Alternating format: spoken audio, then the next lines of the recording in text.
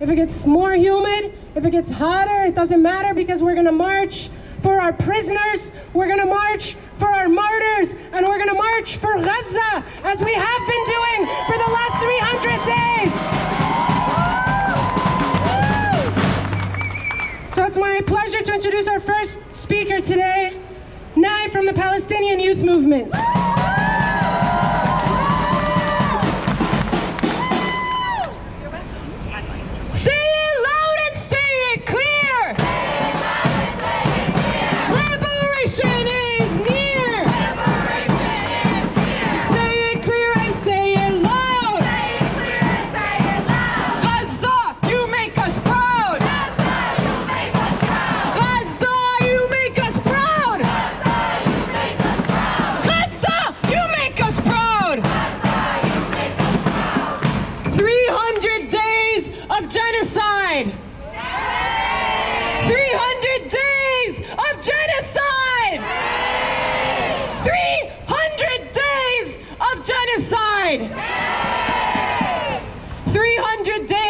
Of massacres of children, of men, of women.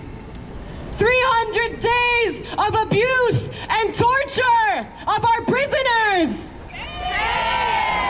300 days of forced starvation, of medical neglect, of the spread of disease. 300 days of the all-out destruction of Gaza, of mosques, of churches, of schools, of hospitals. 300 days of assassinating our journalists, our doctors, our teachers, our artists, and our fighters. 300 days of genocide waged by the Zionist barbaric entity and funded and fueled by this U.S. empire. But it has also been 300 days of glorious, steadfast resistance. 300 days of sumud. 300 days of confrontation with the Zionist enemy, from Gaza to the West Bank, from Lebanon to Yemen. 300 days of resistance. 300 days of mass protests across the globe, and here in the belly of the beast, in the heart of empire. 300 days of mass mobilizations, of direct actions, of political education, of raising the consciousness of the masses of people. All of you who are out here today, who have taken on your historic responsibility of dismantling Zionism, of confronting empire from within its heart. 300 days of fighting for the liberation of Palestine from the river to the sea. It has been 300 days where Palestine has not left the minds, lips, or hearts of our friends and also our enemies. And here in the belly of the beast, we are bearing witness to a genocide that has taken the lives of almost 200,000 Palestinians. 200,000 Palestinians in under 10 months. 200,000! We have always known what the Zionist entity stands for. We have always known what the ruling class and the U.S. empire stands for. And it has become clearer than ever in the last 10 months. And to the disgraceful politicians of this country, we ask you, where do you stand? Because 300 days into this genocide and 76 years into the ongoing Nakba, it is no longer acceptable not to take a stance.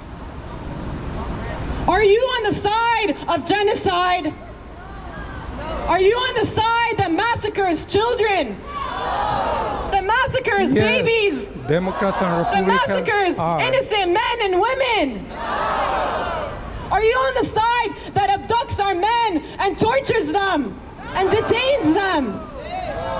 Are you on the side that bombs hospitals and churches?